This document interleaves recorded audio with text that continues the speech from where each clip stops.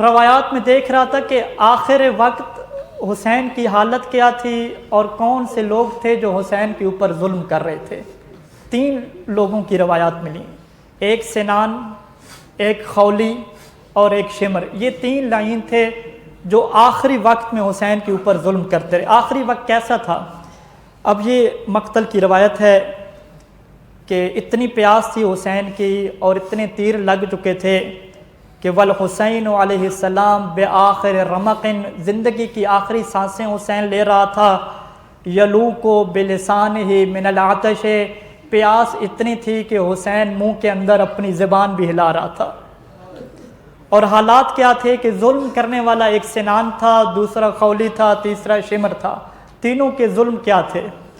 سنان یہ ظلم کر رہا تھا کہ اگر حسین کھڑا ہوتا فطعنہ بالرمح فوقع،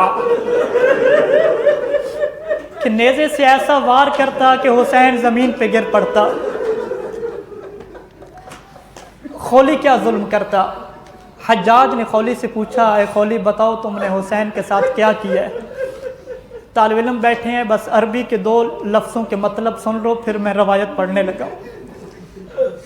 ایک لفظ ہے عربی کا داسرا، جس کا مطلب ہے بڑی زور سے کسی میخ کو دیوار میں ٹھوکنا۔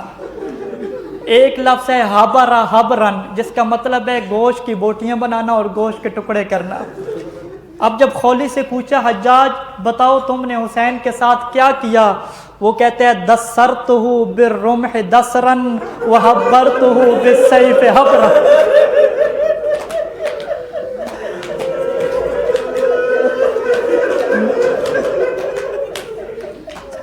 بس جن کو ترجمہ سمجھ نہیں آیا ترجمہ کر دیتا ہوں کہ میں نیزے کو حسین کے جسم میں ایسے گھساتا تھا جیسے دیوار میں میخ کو گھساتے ہیں، وحبرتہ بالسیف حبرا، اور حسین کو جسم کے گوشت کو تلوار سے ایسے کاٹتا تھا جیسے گوشت کی بوٹیاں کاٹتے۔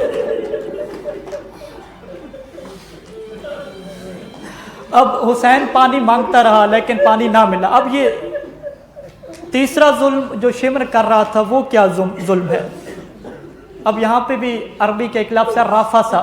ضاربہ کا مطلب کسی کو مارنا ہوتا ہے، رافسا کہتے ہیں کہ اپنے پاؤں سے کسی کے سینے پہ ضربے مارنا۔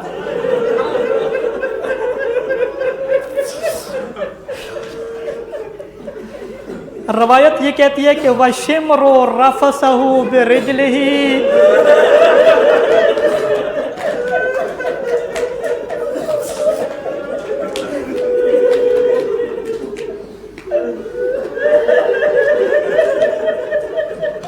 ہم نے اور آپ نے فقط روایات کو پڑھا اور برداشت نہ کر سکے۔ روایات سے یہ ظاہر ہوتا ہے کہ اس منظر کو زینب بھی کھڑی دیکھ رہی تھی۔